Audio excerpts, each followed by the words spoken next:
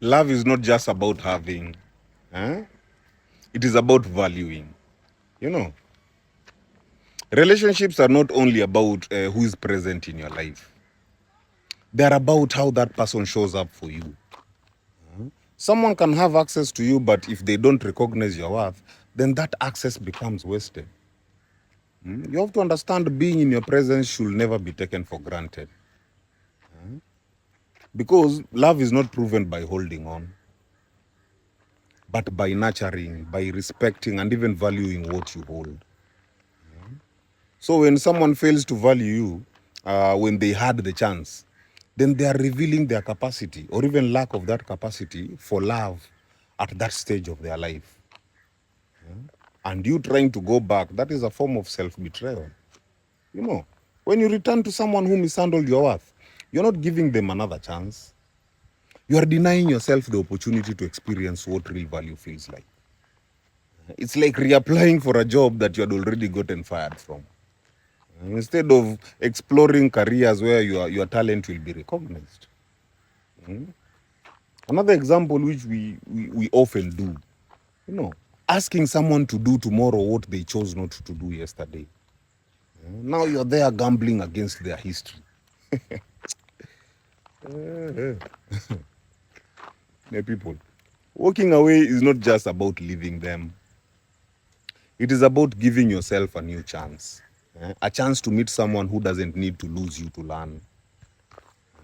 A chance to discover that love can feel safe, not exhausting. A chance to be received with readiness, not regret.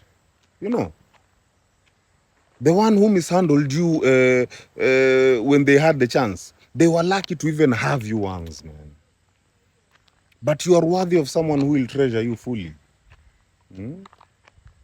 And here's the psychology of returning versus moving on.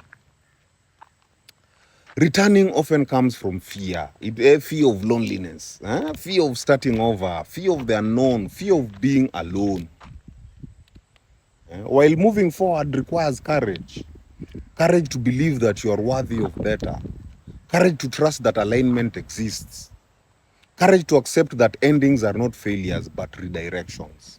You know. So don't confuse familiarity with value. Someone can feel familiar because of history, but history doesn't equal destiny. What matters is not who had you, but who can hold you well in the future. You know,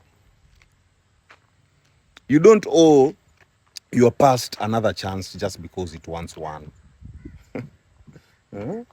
You owe your future the possibility of someone who recognizes your worth without having to lose you first. Giving yourself a chance means choosing growth, means choosing alignment and love that doesn't need a second lesson to get it right. You know, my people, heal. Heal.